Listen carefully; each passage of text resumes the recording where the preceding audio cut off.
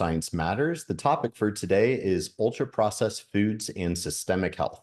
So there's an increasing evidence strongly suggesting that diets high in ultra-processed foods may be harmful to many elements of our health, and it underscores a need for measures to target and reduce exposure to ultra-processed foods. Aaron, I'm super excited to have you hosting our show today.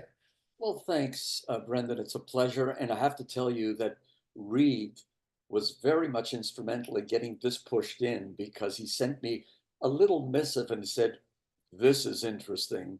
So I said, you know what, we'll try to push it into our list. And we did. So, Reed, I know you're away for a few days, but when you're going to listen to the recording, here we are. We've done it. And this is important. So, again, in each of these sessions, as we always say, we take a deep dive into recent research that brings to light objective scientific evidence on whatever the topic at hand happens to be. And today we are looking more closely at ultra-processed foods and its effect on systemic health. Recent evidence has shown quite convincingly that higher ultra-processed foods, if you take that as an intake, it's associated with, get this, an almost 50% increased risk of cardiovascular related death and a 50% higher rate and risk of anxiety and common mental disorders. I mean, that's massive. As well as a 12% greater risk of type 2 diabetes. Even that alone would be bad enough, and the rest of them are just out of sight.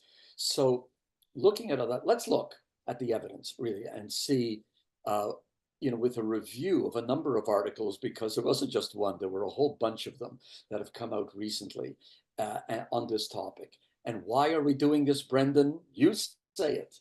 Because science matters, my friends.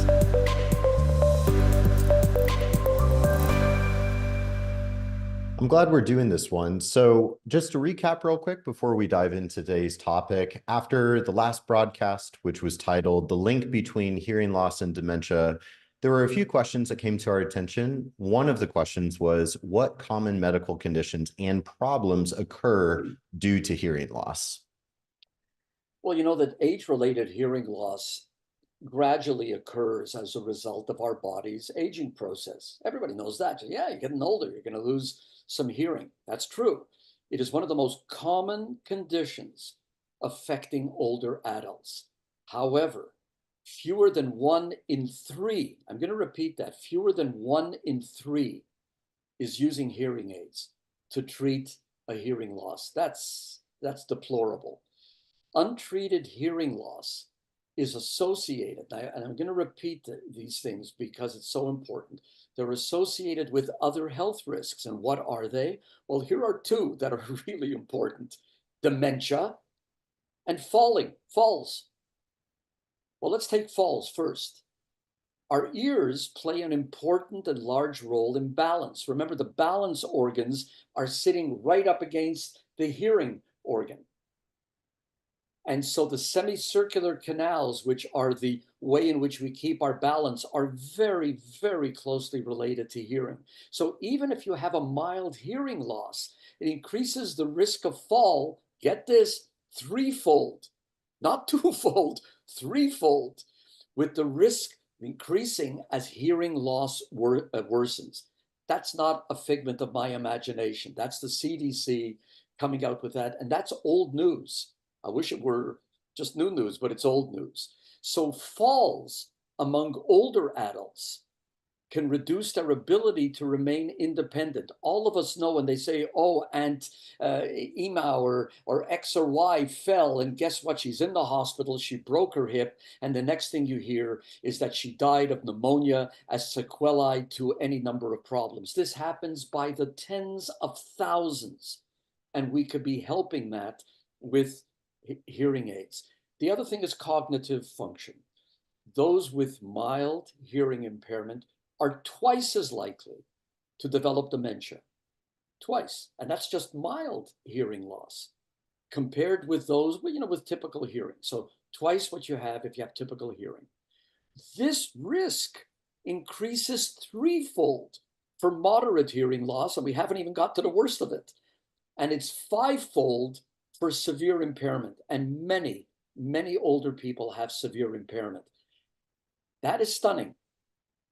So research is showing that the connection may be due to those with hearing loss straining. They're straining to decode the sounds, and that's increasing the brain's cognitive load. So there's also accumulating evidence that hearing impairment increases the risks for, get this, cardiovascular disease, kidney disease, and diabetes. You don't want to be there. So regardless of age and the type of hearing loss or the cause of that hearing loss, if it's left untreated or it's undetected, whatever it is, it can negatively affect overall health. And let me tell you, today, there is no good reason for not being able to get a hearing exam and hearing aids. I believe, and correct me if I'm wrong, Brendan, the major pharmacies nationally now offer hearing aids that cost a couple of $100s. I know every dollar is important, but a couple of $100, and that changes a person's life. So the message is, get your hearing checked and get those hearing aids. And I'm not talking about someone over 70. Guess what? People start losing their hearing in their 40s. Wake up call in their 40s. So get it done. Absolutely. And yet another piece of evidence showing how everything's connected in the body. And if we can have positive impact on one system, all the other areas that might be positively impacted. Exactly. You know, to the audience, thank you guys for submitting these questions. They really help us out so we can better educate you all, so we all continue to learn together and stay evidence-based. And thank you to Dr. Gonchor for this amazing breakdown. And I'm excited to hear you get into today's study about ultra-processed foods and systemic health. Okay. So do you all see this? Yep, looks great. Okay. So Brendan, thank you again. And yes, we are going to discuss ultra-processed food and systemic health. It's a major area. And as I said, we were doing more than just one particular study. It's a wealth of information that has been coming out in the last several years, literally last couple of years. And generally what they're talking about, and this is only part of the story, is that ultra-processed foods, UPFs, are widely consumed in the food chain. And epidemiological studies are indicating that increased risk of gut disease, and that includes inflammatory bowel disease like ulcerative colitis and Crohn's, colorectal cancer, and possibly irritable bowel syndrome are all connected to that. And there are a bunch of other things which we'll be going over. So the first thing that we need to do, remember, we always go over background context. What is the context? What has led to some of these studies? So in this case, we go back to a pretty well-known study in 2009, that's about 15 years ago, that tried to create a classification for ultra-processed food and gastrointestinal health. And they had what was called the NOVA classification, the food categories that are based on the degree of processing of those foods. So number one, or classification one, is unprocessed or minimally processed foods, bagged beans, pasteurized milk, etc. Most of us don't really deal with this number one, but we do deal with the second category, which is processed culinary ingredients. So you're using butters, olive oil, sugars. For some people, these are major issues. They don't want to use butter. They don't want to use sugar. But this is the second of the four categories. The third category is not just processed culinary ingredients, but the foods themselves, which are a mashup of all of that. They are manufactured with minimal alteration from their natural state, such as by adding what? You add salt, you add sugar, you add oil. So an example of that would be fruit that's preserved in syrup. So you have syrup in a canned fruit, that would be a processed food.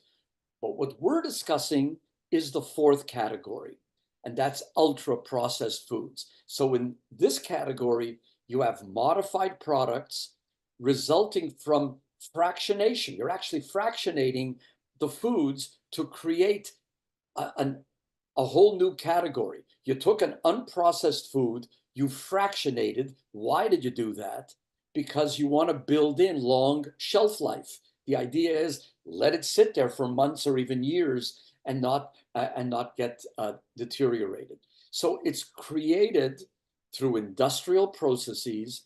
It contains multiple additives, preservatives, artificial ingredients, all kinds of things. So what does it include? A lot of the stuff we love, folks: sugar sweetened beverages, highly processed meat products, flavored yogurts. A lot of people find that interesting. Well, yogurt's good for you. Yeah, it is. But a lot of the flavored yogurts that have a lot of ultra processed ingredients, packaged snacks, breakfast cereals, all of the things on which the North American diet is based, a lot of it is ultra processed foods.